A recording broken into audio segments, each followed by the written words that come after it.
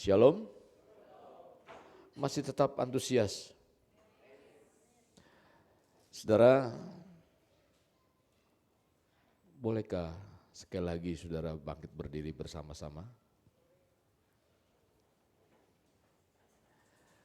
Seberapa saudara haus, seberapa saudara rindu untuk menikmati apa yang saudara hendak puaskan atau saudara nikmati sehingga saudara mengalami terobosan dalam kehidupan saudara. Sekarang kita bayangkan di depan, saudara pejamkan mata saudara. Saudara bayangkan bahwa buah-buah yang akan saudara nikmati dengan begitu indah. Saudara raih. Coba saudara angkat tangan saudara, saudara ambil. Saudara ambil. Saudara ambil dan nikmati, dan itu yang akan terjadi dalam kehidupanmu. Dan itu yang saudara akan nikmati. Bayangkan itu. Terus, entahkah itu buah berkat, entahkah itu buah kesembuhan, entahkah itu buah terobosan yang lain-lain dalam kehidupan saudara. Saudara pejamkan mata dan ambil itu dalam kehidupan saudara. Raih. Dalam nama Tuhan Yesus. Kami terima. Amin. Saudara, terkadang silakan duduk. Terkadang dalam kehidupan kita ini menjadi sesuatu yang mungkin sesuatu hal yang mustahil. Tetapi itu yang akan terjadi dalam kehidupan saudara. Kenapa saya ingin mengatakan ini menjadi satu hal yang penting saudara. Dan kebanyakan gereja jarang membahas mengenai ini. Hari ini saya ingin membahas mengenai kerajaan Allah.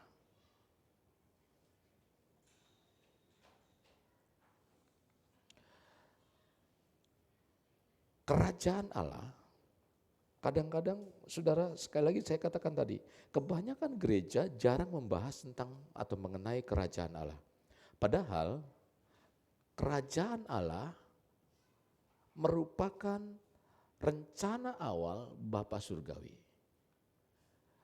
Kerajaan Allah merupakan rencana awal dari Bapa Surgawi. Nah, itulah sebabnya di dalam Roma pasal 14 ayat 17 mengatakan, sebab kerajaan Allah bukan soal makan dan minum atau makanan dan minuman.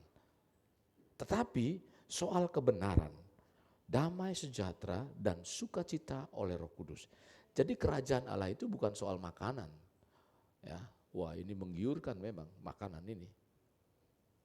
Apalagi yang suka merah-merah itu. Dan juga bukan soal minuman. Tetapi di sini dikatakan apa? Soal kebenaran, damai sejahtera dan sukacita. Padahal saudara, kerajaan Allah itu, kalau saudara melihat bagaimana begitu indahnya dunia ini. Kerajaan Allah, rencana awal Bapa itu, ya, kerajaan Allah itu merupakan rencana awal Bapa di surga. Sebelum menciptakan bumi ini, yang begitu indah dengan makanan tumpengnya, terus dengan menikmati tadi makanan-makanan yang enaknya. Dan keindahan alam itu saudara. Rencana awal Bapa itu sebelum menciptakan bumi ini, menempatkan manusia di bumi ini saudara. Bumi hendak dijadikan pusat kerajaannya. Bumi hendak dijadikan pusat kerajaannya. Yang tidak terlihat atau yang tidak terlihat menjadi terlihat. Dan manusia dijadikan sebagai utusannya. Jadi kita yang hendak dijadikan sebagai utusannya. Nah, saudara, itu rencana awal dari semula. Tuhan merencanakan itu. Bahwa bumi ini menjadi kerajaannya. Dan jarang gereja berbicara tentang kerajaan Allah. Gereja selalu berbicara tentang apa? Tentang agama. Tuhan mewartakan baik Yesus Kristus. Ya, waktu pertama kali Yesus menyampaikan, nanti saya akan bahas itu. Saudara, dia tidak memberitakan agama Kristen. Tapi dia memberitakan tentang kebenaran. Dia memberitakan tentang kerajaan. Seberapa pentingkah kerajaan Allah? Bila memahami firman Tuhan, bila memahami kebenaran firman-Nya, kerajaan Allah itu merupakan satu hal yang sangat penting. Kerajaan Allah penting untuk kita memahaminya. Karena hidup yang kita jalani benar-benar bergantung padanya. Semestinya kalau kita mengenal atau mentelaah kebenaran firman Tuhan, berbicara tentang kerajaan Allah, kita ini bergantung di dalam kerajaan Allah. Yesus kembali mengungkapkan, kerajaanmu datanglah. Sebab segala sesuatu yang ada di bumi dan alam semesta ini, entah itu makanan, entah itu air, entah itu kekayaan dan sebagainya, yaitu yang disebut dengan kebutuhan manusia, itu ada karena Allah ingin membangun kerajaannya di bumi ini. Jadi kalau dia tidak punya keinginan untuk membangun kerajaannya di bumi ini, semua nih yang alam semesta tadi, makanan semuanya, itu tidak akan terjadi. Terkadang hal-hal yang menyangkut kebutuhan, yaitu kebutuhan kita sebagai manusia, tidak melihat siapa yang muncul atau yang memunculkannya itu kadang-kadang kita gak peduli. Tetapi yang peduli adalah saya mau mendapatkannya. Dan siapa yang memunculkan itu kadang-kadang kita tidak peduli. Yang sering kali muncul dalam kehidupan kita tuh bagaimana mendapat apa yang kita butuhkan. Jadi siapa yang memberikannya itu kadang-kadang saudara lupa. Dan ini yang terjadi saudara. Sehingga hal yang utama atau prioritas yang menjadi sumber penyebab itu, ini yang menjadi orang melewatkan. Contoh, ketika kita butuh tentang berkat, datang berkat. Akhirnya apa? Tuhan memberikan berkat. Seringkali ketika berkat itu diberikan kepada kita, kita lupa kepada si pemberi berkat itu. Padahal dia sumbernya. Banyak kali orang fokusnya kepada apa? Kepada kebutuhannya. Dan orang cari tentang kebutuhan itu. Akhirnya sumber kebutuhan utama yang harusnya kita temui, harusnya kita dapati, dilupakan.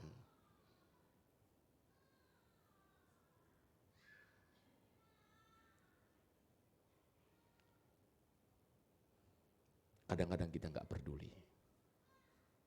Bila kehidupan sudah ada dalam mengatur dan menempatkan yang seharusnya menjadi prioritas, yang seharusnya menjadi prioritas tapi disibukkan dengan hal-hal yang apa? Hal-hal yang tidak prioritas. Hal-hal yang tidak pada tempatnya. Bagaimana mungkin dapat mengatur? Bagaimana mungkin kita dapat merencanakan tentang kebutuhan hidupnya?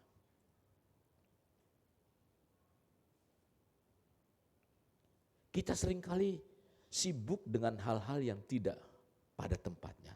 Sibuk dengan hal-hal yang tidak pada atau yang tidak efektif. Padahal ketika engkau punya persoalan, ketika engkau punya masalah, Tuhan katakan, mari kepadaku, kamu yang letih lesu dan berbeban berat. Aku akan memberikan kelegaan kepadamu. Dan yang seringkali fokusnya itu saudara, kepada bebannya itu. Bukan kepada sumber jalan yang mengeluarkan beban itu. Akhirnya saudara sibuk dengan hal-hal yang banting tulang, seterusnya. Boleh gak? Boleh saudara. Nah saudara, jadi mari sadarkan diri kita tentang prioritas yang benar. Agar tidak menyia-nyiakan waktu dan tenaga saudara.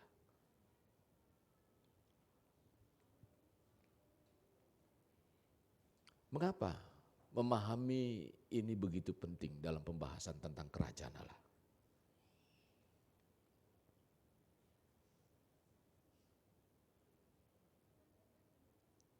Tekan on. Ya, tanda ini kan kalau di HP itu tanda on ya. Menjadi prioritas karena akar atau dasar dari kehidupan. Akar dan dasar dari kehidupan. memahami ini, memahami prioritas tentang kerajaan Allah itu, ini merupakan dasar dari kehidupan. Itulah sebabnya kita harus mengetahui agar kita dapat hidup dengan efektif. Makanya judul hari ini adalah prioritas kerajaan Allah. Mari kita lihat apa yang menjadi prioritas Tuhan. Prioritas Tuhan sebelum bumi dibentuk, tadi saya sudah singgung. Sebelum bumi dibentuk, gambaran besar Tuhan yang semula terhadap bumi yang akan diciptakannya adalah untuk memperluas kerajaannya di bumi. Dan memutuskan untuk membawa kebudayaan surga ke bumi. Memperluas kerajaannya di bumi dan memutuskan untuk membawa kebudayaan surga di bumi. Makanya ada apa-apa, oh Tuhan berkati kamu ya. Jadi ada apa-apa kita selalu muncul kasih daripada Tuhan. Karena Tuhan ingin membudayakan itu. Budaya artinya orang tanpa melihat, orang sudah tahu nih. Dengan gerakannya itu, oh ini dari sini. Pasti contoh misalnya, kalau saudara tahu tentang ini begini. Kalau misalnya ada tari-tarian, saudara tahu tari-tarian begini. Sudah tahu tuh. Itu sudah tahu karena apa? Budaya.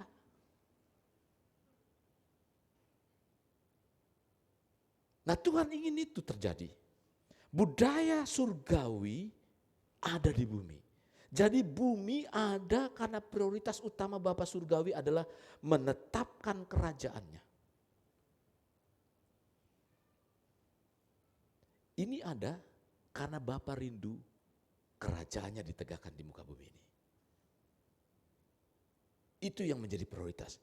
Setiap tindakan dan aktivitas Tuhan dimotivasi oleh keinginan dan hasratnya. Untuk apa? Untuk melihat kerajaannya di bumi didirikan. Kalau kita dipenuhi dengan rencana-rencana dalam kehidupan kita, maka pikiran kita akan dikuasai itu. Keinginan kita akan dikuasai itu dalam kehidupan kita. Nah Allah itu begitu rindu, Allah itu begitu mempunyai hasrat keinginan yang besar. Tentang apa? Tentang kerajaan di bumi. Di mana saudara dan saya menjadi utusannya. Kalau Tuhan begitu merindukan, mengapa kita tidak antusias?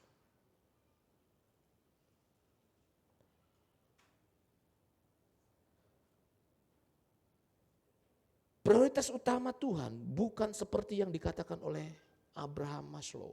Tentang apa? Tentang hierarki dari kehidupan. Hierarki kehidupannya itu tentang sandang, pangan, papan. Mungkin rasa aman dan perlindungan. Karena hal ini dibantah oleh Tuhan Yesus sendiri.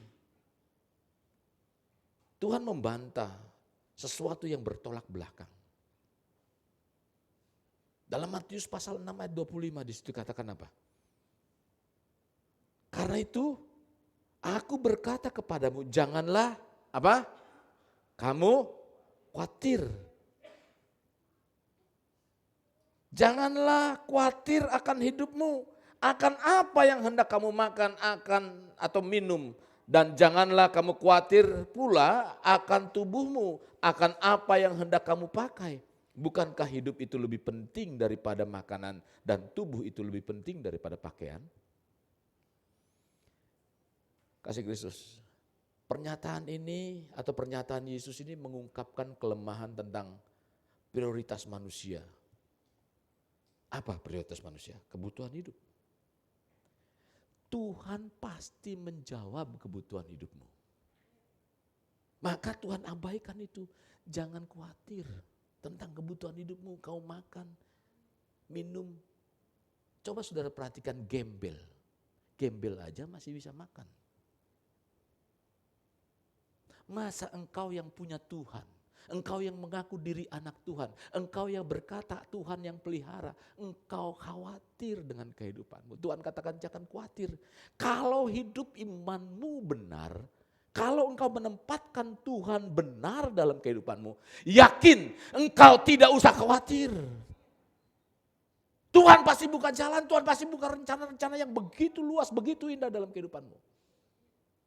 Karena bumi diciptakan untuk siapa? Untuk kerajaannya. Kalau posisi kita, kalau tindakan kita itu benar, percaya Tuhan akan melanjutkan karyanya melalui kehidupan saudara.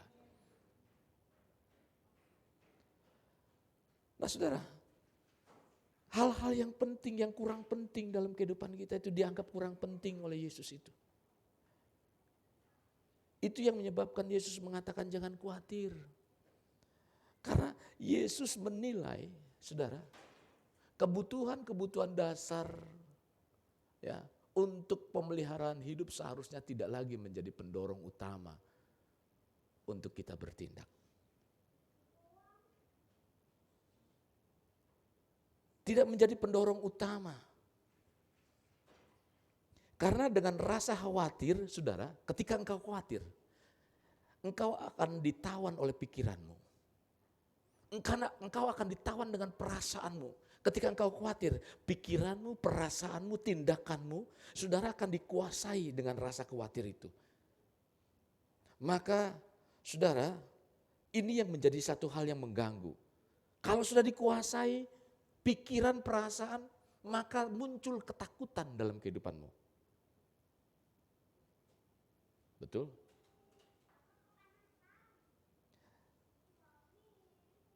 Itulah sebabnya Tuhan mendorong untuk bertindak. Dari apa yang dipikirkan dan dirasakan, saudara bertindak melalui kebenaran firman Tuhan. Maka Tuhan Yesus mengatakan kalau saudara buka di dalam ayat selanjutnya, kalau saudara baca di dalam ayat selanjutnya. Matius 6 ayat 26-27. Apa? Pandanglah burung-burung di langit yang tidak menabur dan tidak menuai dan tidak mengumpulkan bekal dalam lumbung, namun diberi makan oleh Bapakmu yang di surga. Bukankah kamu juga melebihi burung-burung itu? Artinya burung yang tak berdaya itu mampu mencari makan. Burung diberikan hikmat, burung diberikan kekuatan. Jadi ayat ini bukan berarti membawa saudara malas. Burung menangkap kebenaran firman Tuhan ini.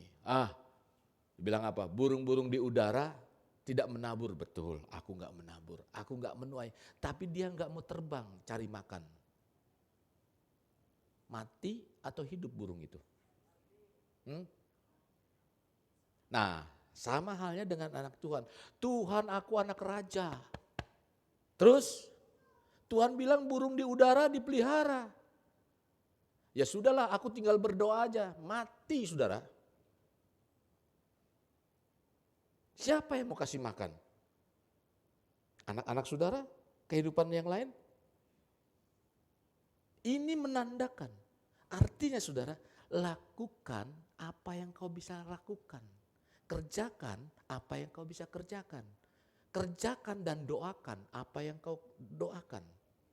Jadi ora et labora artinya berdoa apa yang kau kerjakan.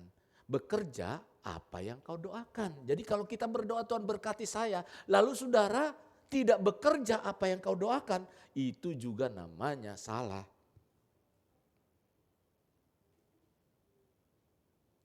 Ayat ini menunjukkan tentang apa?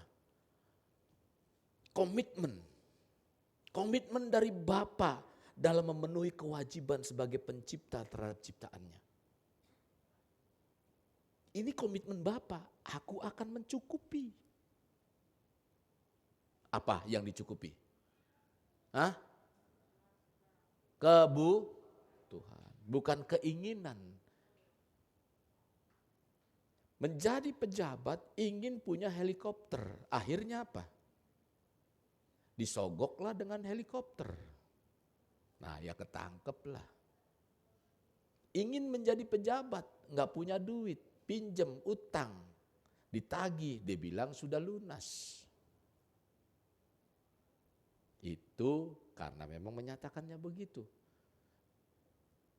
Banyak kadang-kadang manusia berdalih. Tapi Tuhan katakan tentang kebutuhan, saudara. Itu berbicara begitu. Jadi Tuhan komitmen, Bapa yang di surga berkomitmen memenuhi kewajibannya sebagai pencipta terhadap ciptaannya. Dan seharusnya membuat kita mengalihkan prioritas. Kalau Tuhan sumbernya, kenapa kita nggak cari sumbernya? Mengapa kita maunya yang remah-remahnya, yang sisa-sisanya? Kan kepengennya yang besar. Aku punya Tuhan yang besar, yang telah berjanji tidak menggenapi. Kan menggenapi. Jangan ucapkan pujian itu kalau saudara nggak punya iman. Ini sebetulnya mengarahkan agar fokus kepada Tuhan saudara yang besar, bukan permasalahannya. Kita sedih nangis karena apa? Karena soal persoalannya, bukan karena mengagungkan Tuhannya. Tuhan, terima kasih. Engkau Allah yang besar. Pujian ini mengangkut panjang pujian tadi, saya terus menangis di hadapan Tuhan. Tuhan, apa yang hendak aku sampaikan lewat kerajaan-Mu ini? Aku rindu bahwa kerajaan-Mu dipahami oleh setiap umat Tuhan. Bukan soal agama. Oke, kembali kepada ini. Saudara, nah kita lihat lagi di dalam Matius pasalnya yang ke 31 sampai dengan 33. Pasal 6 ayat 31 sampai dengan 33. Sebab itu, janganlah kamu khawatir dan berkata, apakah yang akan kami makan? Apakah yang akan kami minum? Apakah yang akan kami pakai? Semua itu dicari bangsa-bangsa yang tidak mengenal Allah. Ingat, kalau kamu khawatir tentang apa yang kamu makan, kamu khawatir tentang apa yang kamu minum, kamu khawatir tentang apa yang kamu pakai, semua dicari bangsa-bangsa. Tuhan mengingatkan itu. Jadi orang atau semua orang cari itu. Tetapi Tuhan katakan lebih lanjut lagi apa? Katakan. Tetapi carilah dahulu kerajaan Allah serta kebenarannya. Maka semuanya akan ditambahkan kepadamu. Kasih Kristus. Mari coba perhatikan ayat 32. Di situ dikatakan kata bangsa-bangsa yang tidak mengenal Allah.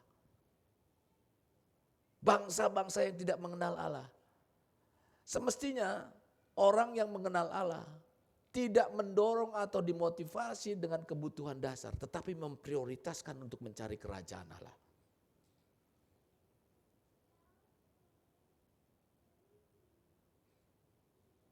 Ini yang saudara perhatikan di sini, ya. Dimotivasi, didorong tentang kebutuhan dasar manusia, yaitu sandang, pangan, papan, dan sebagainya. Yesus menekankan dan menyatakan untuk memprioritaskan Tuhan. Betul kita butuh itu. Contoh, Tuhan aku butuh kerjaan. Atau jangan kita butuh kerjaan maksudnya. Seringkali kita terus buat lamaran dan lain sebagainya. Ngelamar sini sana. Tapi Tuhan yang diutamakan itu tidak. Kita tidak datang dulu kepada Tuhan. Tuhan, aku membuat lamaran kerja nih. Cari, aku dengar dari ini. Coba saudara benar-benar berdoa. Apakah Tuhan memang mau menempatkan saudara di tempat itu?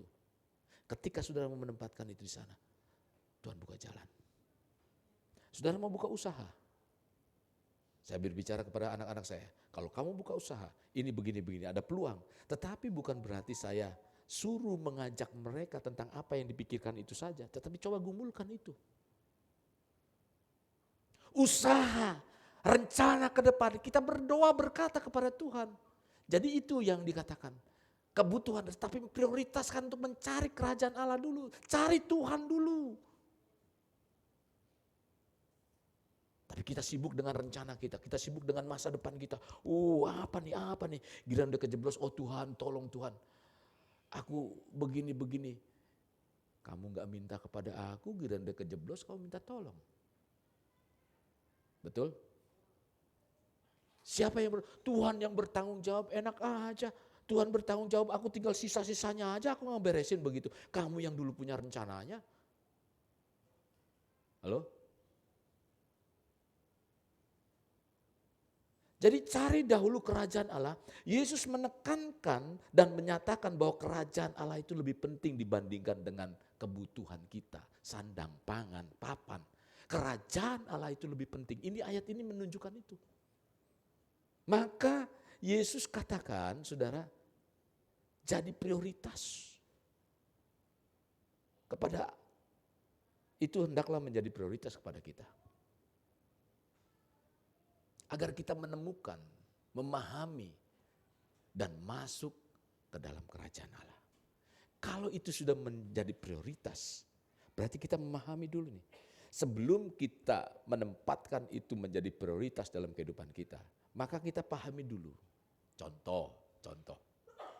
Saya akan jadikan wanita ini menjadi prioritas di hati saya. Saya pelajari dulu dong. Saya pahami dulu. Bisa gak nih wanita ini diajak susah sama saya? Bisa gak nih begini-begini? Malu gak dia? Ketika saya susah. Nah, saya tes. Bawa kendaraan, saya tes.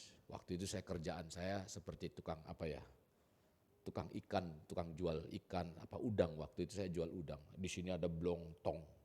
Motor itu saya waktu itu motor GL Pro. Pulang nganter barang, istri saya,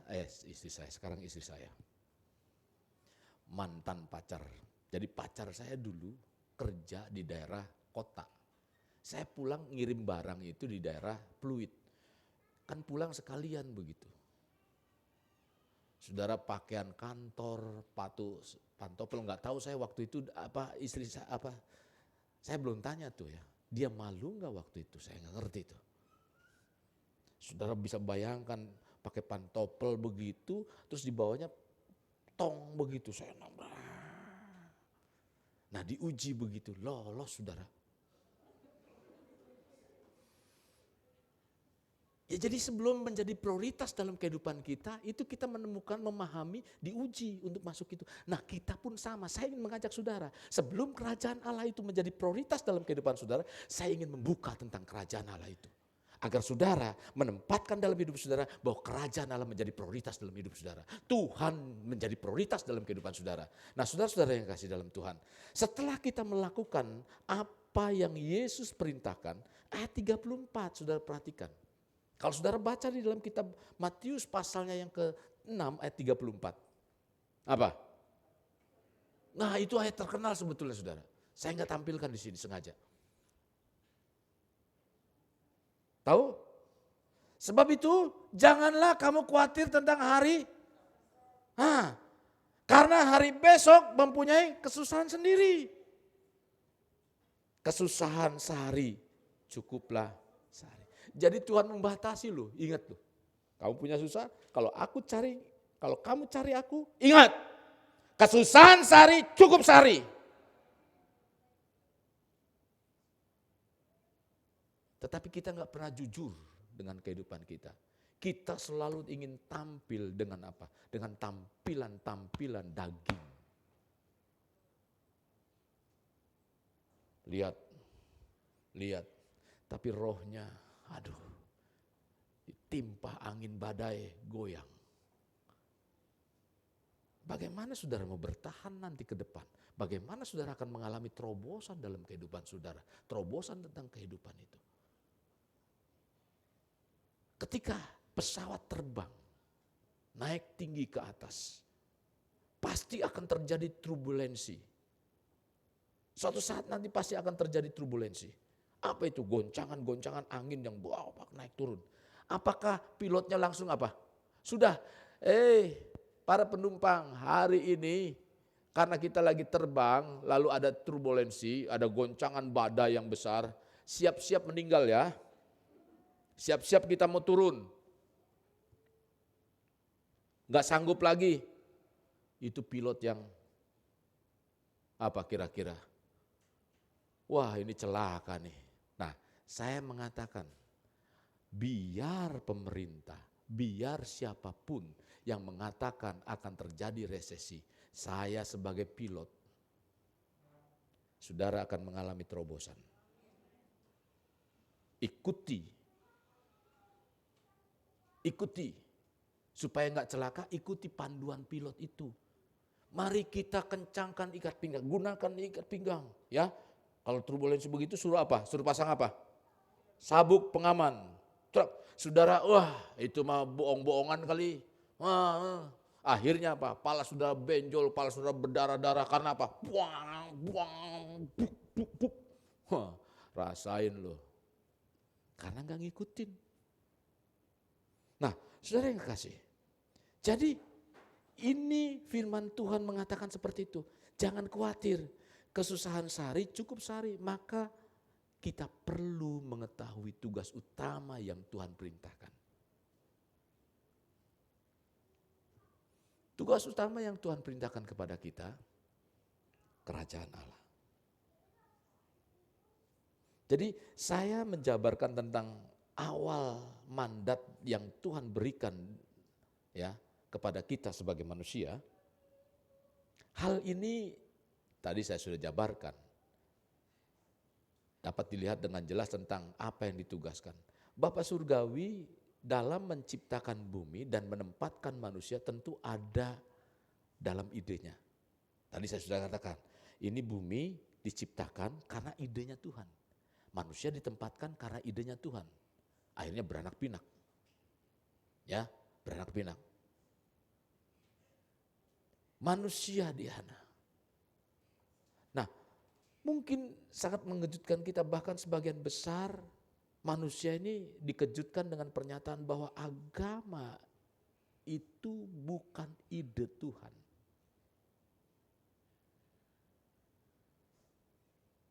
Tuhan tidak menciptakan agama. Jadi saya katakan agama itu bukan idenya Tuhan. Ide Tuhan adalah ingin mengembangkan kerajaannya. Jadi Tuhan tidak mempunyai ide tentang agama. Agama itu begini, lahir ketika kebenaran itu lahir, disampaikan kebenaran, ya, lalu manusia memagari dengan doktrin-doktrin, dipagarlah dengan doktrin. Ketika dipagar dengan doktrin, nih kalau mau agama ini begini, dipagar. Ternyata Tuhan memberikan wahyu lain lagi, berkembang dari wahyu itu. Kita anggap contoh aja begini. Ketika Tuhan menyatakan kebenarannya lewat Yesus Kristus, ini dipagar nih. Dipagar. Ya, dalam perjanjian lama, pagar. Perjanjian lama dulu, dipagar dengan apa? Dengan hukum-hukum yang ada. Lalu muncullah agama ya Yahudi. Karena itu diatur.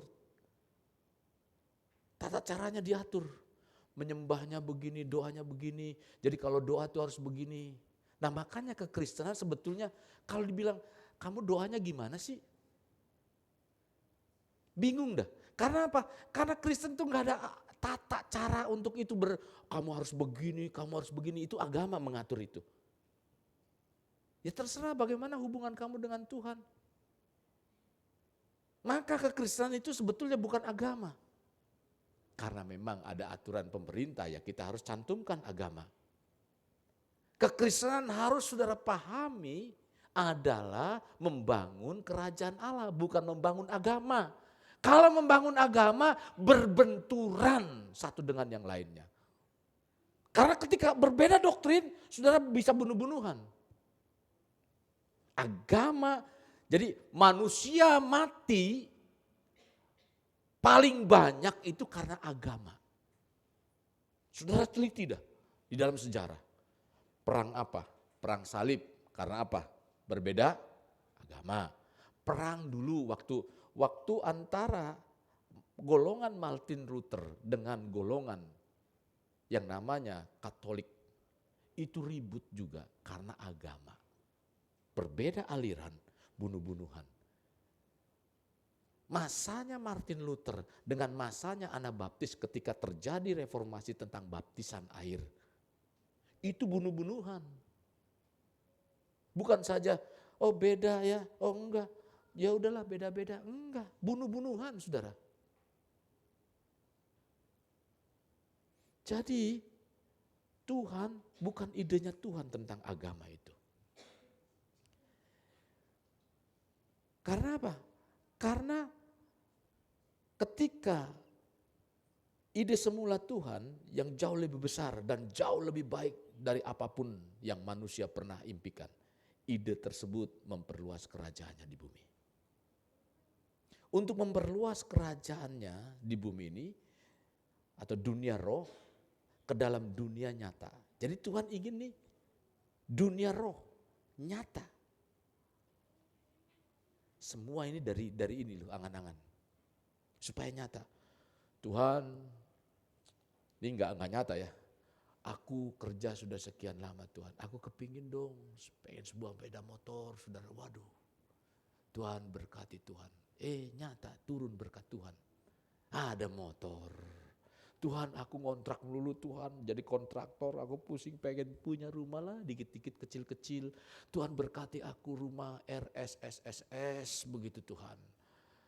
Rumah yang sangat sederhana, sulit sekali, selonjor pun sangat susah. Nah itu S-nya berapa tuh? Ketika diberkati itu, Tuhan kenapa rumahku kecil Tuhan? Tuhan buka lagi filenya. Nih lo, dulu ngomongnya begini. Bukankah Tuhan begitu luar biasa kepada kita? Nah saudara, jadi ini loh yang dimaksud dengan memperluas kerajaannya di bumi, memperluas dunia roh di dalam dunia nyata. Atau Tuhan memutuskan untuk memenuhi bumi dengan kebudayaan surga. Jadi tujuan awal Tuhan sangat sederhana, yaitu memperluas kerajaannya yang tidak kelihatan di bumi menjadi kelihatan. Amin. Jadi Tuhan memulihkan atau Tuhan memilih untuk memperluas pengaruhnya ke wilayah dari rohani kepada alami yang tidak kelihatan menjadi kelihatan dengan menjadikan bumi sebagai pusat terdepan atau pos terdepan dari surga dan rencana Bapa Surgawi menduduki pos terdepan itu. Ini pemerintahan surgawi di bumi. Kerajaan Allah pengaruh ya pemerintahan atau mengaruh atau membawa pengaruh pemerintahan surga di bumi. Nah, yang selanjutnya Tuhan ingin menyampaikan kebenarannya, bukan agama. Kerajaannya diwartakan, tapi kebenaran Tuhan. Bukan kebenaran agama. Karena kebenaran itu, kalau bukan kebenaran Tuhan itu berbeda pandangannya. Tadi itu yang sudah yang dikurung dengan doktrin. Jangan jauh-jauh lah di kita. Contoh yang berbeda itu, Kristennya sama. Kristen, percaya Yesus. Tapi ada plus-plusnya lagi, percaya Yesus ada plus ini, plus ini, plus ini. Jadi banyak plusnya, bonusnya banyak gitu. Kalau percaya Yesus plus ini, plus ini, plus ini. Kalau ada yang percaya, cuman percaya Yesus sudah, nggak ada plus. Yesus juru selamat, udah titik, nggak ada yang lain. Sekalipun dia kudus, sekalipun dia rasul, sekalipun dia apa, tidak ada yang lain, Yesus. Karena dia yang juru selamat. Nah, terus ada lagi, kita beda lagi. Kebenaran itu berbeda tergantung tafsirannya. Contoh, kamu baptis apa? Saya baptis Islam. Kamu baptis apa? Ada yang pakai bendera. Ada yang pakai baptis apa? Saya tidak berbicara tentang golongan. Tapi saya berbicara tentang kebenaran Tuhan. Apa kebenaran Tuhan itu? Maka itu yang diwartakan. Dia bisa fasih, narik ayat karena apa? Karena berdasarkan apa yang dia pahami. Maka kalau yang dia pahami begitu, cari apa yang cocok. Jangan jauh-jauh dah. Orang yang suka bergaul, suka ngerokok, akan bergaul dengan orang yang suka apa? Aduh, susah deh gaul sama dia mah. Kenapa? Asem mulut gua. Kenapa? Karena bukan orang ngerokok. Cari yang sama. Nah, maka di dalam menarik itu pun cari orang yang sama. Pengertian firman-Nya cari yang sama. Orang yang suka minum, orang yang suka ngerokok. Ayat firman Tuhan gak ada. Gak ada ayat firman Tuhan. Dilarang mencuri itu ada. Dilarang berbohong atau dilarang apa ya. Banyak yang dilarang. Jangan kamu mendustai begini. Semua ada. Tapi dilarang merokok. Gak ada di firman Tuhan. Saya cari sampai pala saya botak begini. Gak ada memang. Nah, kadang-kadang nyari itu ayat-ayat yang seperti itu. Ya, yang untuk menyamakan itu. Nah, jadi saudara-saudara yang kasih, sehubungan dengan kerajaan Allah, itulah sebabnya perintah awal Yesus dalam Matius 33, apa? Cari. Mencari mengandung arti, saudara, mengejar. Kalau kita cari berarti kita mengejar. Mempelajari. Kalau kita mau mencari kerajaan Allah berarti kita mau mengejar kerajaan Allah. Mempelajari kerajaan Allah. Menyelidiki, memahami, mengetahui, mempertimbangkan. Itu yang harus kita kerjakan. Kita diperintahkan untuk mencari berarti kita harus memiliki keinginan untuk mengetahui. Kenapa sih mesti kerajaan Allah? Setelah mengetahui, memiliki satu hasrat terhadap sasaran yang kita ingin jadikan penelitian itu. Saudara cari, selidiki apa yang hendak kau cari. Saya cari jarum atau saya cari uang yang jatuh. Biasanya kan begini. Kamu nyarinya pakai mulut. Tahu saudara carinya pakai mulut? Itu biasa, itu ayat yang diberikan oleh ibu-ibu kepada anak-anaknya. Makanya carinya jangan pakai mulut. Cari sebentar, nggak ada mah. Nah itu maksudnya cari pakai mulut. Nggak cari bener-bener. Kemana ini ya? Aduh. Nah kita mau mencari kerajaan Allah bukan cari dengan apa? Sekedar kita cari. Mencari di sini juga dapat diartikan memiliki sikap tekun, mempelajari untuk memahami, untuk mengetahui apa yang dicarinya. Kerajaan Allah itu harus dikejar, harus dipelajari, dipahami, diketahui. Karena apa? Saudara, karena ini kendalanya nih. Tuhan Yesus menekankan bahwa kerajaan Allah itu harus ditemukan. Maka mengatakan cari. Tuhan mengendaki agar apa? Agar kita menghargai kerajaannya. Menempatkan di atas apa? Segala sesuatu yang lainnya. Jangan diduakan.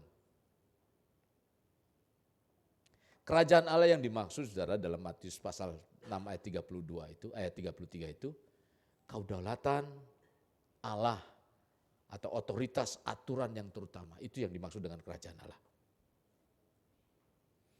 Dan ini harus ada di dalam hati manusia.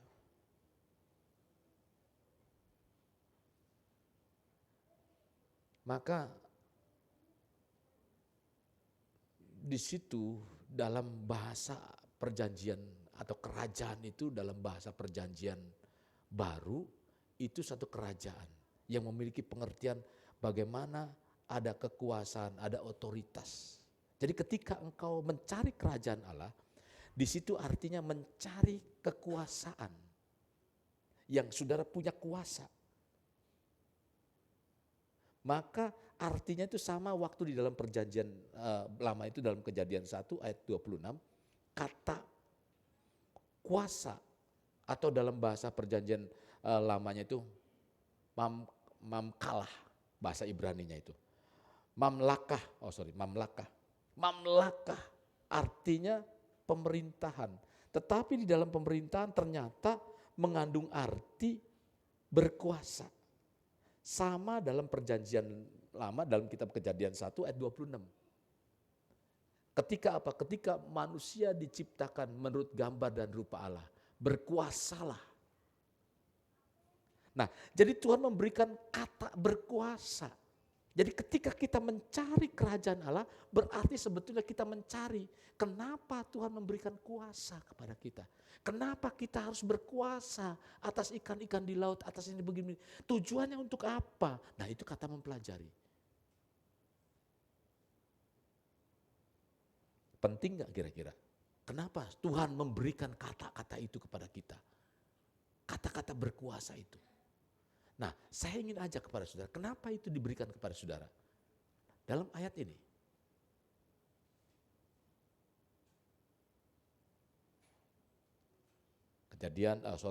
Yohanes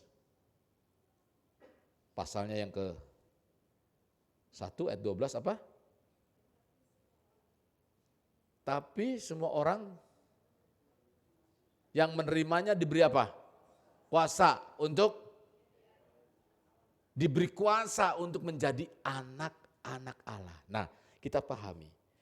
Tuhan datang, kembali Yesus menebus saudara dan saya. Karena apa? Karena kalau saudara baca di dalam kitab Markus, waktu Yesus dicobai, dia bilang apa? Iblis berkuasa atas bumi. Aku akan memberikan kuasa itu kepadamu kalau kamu sujud menyembah aku. Apa? Bumi. Nah, berarti iblis meraih dulu waktu Adam diberikan kuasa itu. Nah sekarang Yesus kembali memberikan kekuasaan kepada saudara ketika dia hadir di muka bumi ini. Maka diberi kuasa menjadi anak. Kalau saudara anak dari raja punya kekuasaan enggak kira-kira?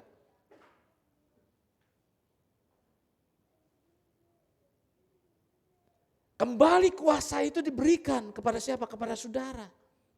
Jadi banyak anak Tuhan tidak mengetahui. Ya kendalanya ini begini. Enggak mengetahui siapa dirinya yang sebenarnya. Ketika telah diberi otoritas untuk berkuasa. Dan telah diangkat menjadi anak-anaknya. Nah kalau Yesus adalah Bapa kita. Berarti saudara. Kalau Bapa itu adalah raja, berarti kita adalah anak raja. Tetapi sifat dan karakternya bukan anak raja.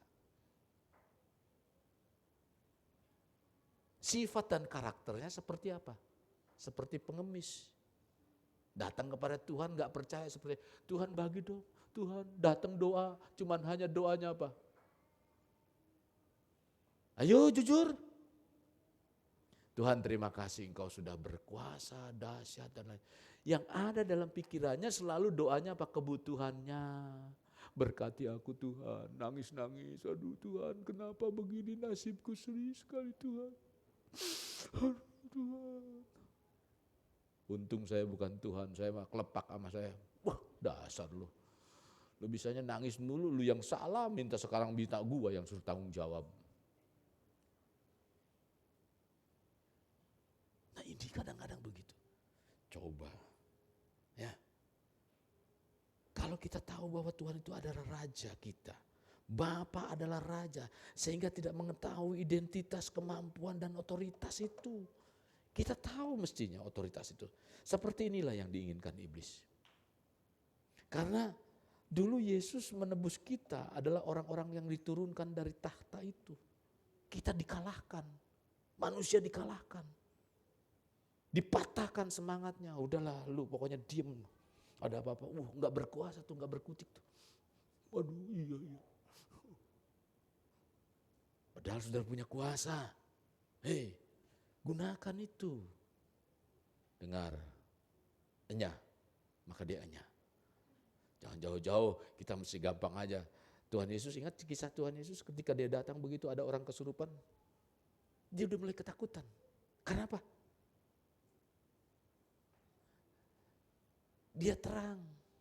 Kalau seandainya gelap itu bisa berbicara, ketika kita datang ingin menyalakan lampu, dia akan teriak gelap itu, jangan, jangan, jangan, aduh, truk. Nyingkir dia, gelapnya. Nah itu terang itu kita ada terang sebagai anak terang. Jadi kalau misalnya ada kegelapan, ada kuasa gelap dalam kehidupan kita, atau dalam yang lain yang ada di sekitar kita, itu akan teriak dia akan nyingkir. Gua gak tahan, panas gua. Karena apa? Ada terang. Dia akan keluar. Ini mah enggak. Anteng-anteng aja. Berarti nyamar tuh antara terang dengan gelap. Pekawan jangan-jangan.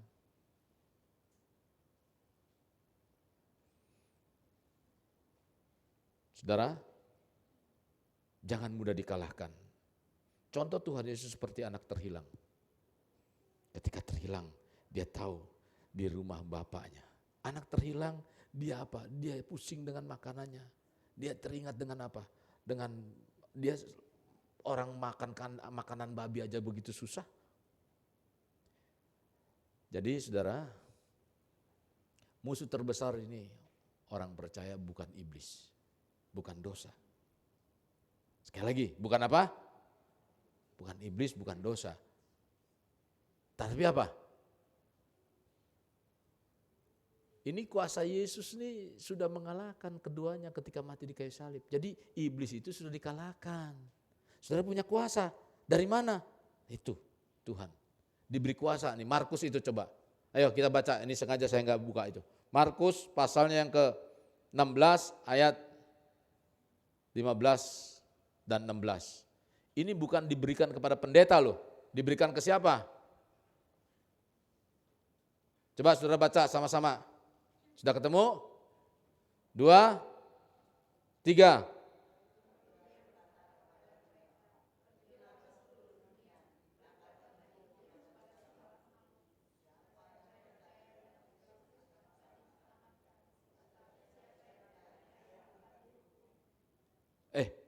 Matius itu ya? Markus. Beritakan apa? Terus ada diberi kuasa. Tanda-tanda ini. Terus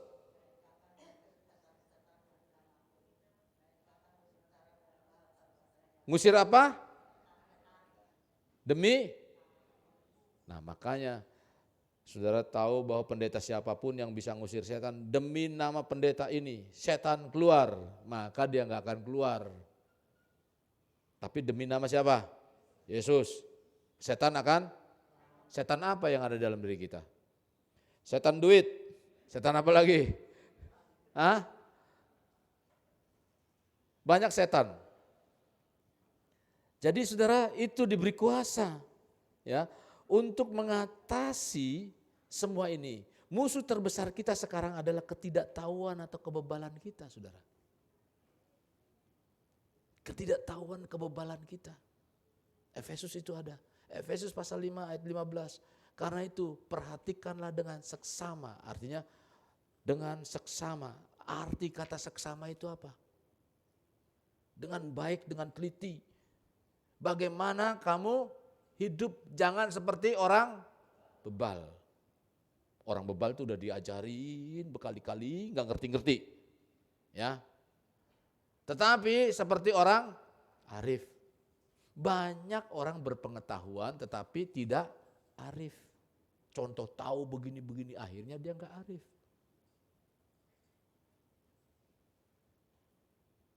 Sebab itu ayat 17. Janganlah kamu bodoh tetapi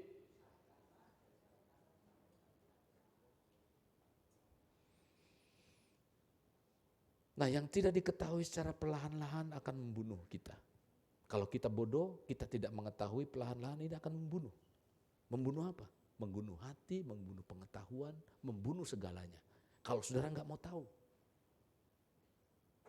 Untuk mengatasi kebebalan dan kebodohan, mari kita lakukan pengetahuan. Belajar. Hosea mengatakan umatku binasa karena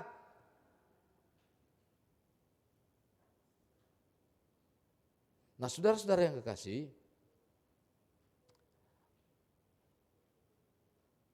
firman-Nya yang disingkapkan tentang hubungan dengan Tuhan sebagai Bapa dan kerajaannya, bahkan kita juga dibukakan tentang kekuasaan itu telah diberikan kepada kita. Maka yang terjadi atau yang menjadi prioritas tujuan bukan membangun agama, tetapi membangun kerajaan dan kebenaran Tuhan. Itu menjadi prioritasnya. Ya, bukan agama. Jadi ketika engkau mau menyampaikan warta kebenaran itu, bukan ditonjolnya Kristen, tapi Tuhannya yang kita tonjolkan. Kristusnya yang kita tonjolkan. Maka dari itu, saudara, tugas utama kita di mana kita sudah diberikan kekuasaan itu. Oleh sebab itu, saudara, jangan kita mau dibodohi atau dibuat bebal, tapi hendaklah kita terus diisi dengan firman Tuhan agar tidak mudah dibodohi atau diombang-ambingkan dengan ajaran yang palsu atau ajaran yang menyesatkan. Mari saudara, untuk sikap ini kita berdoa, kita bangkit berdiri bersama.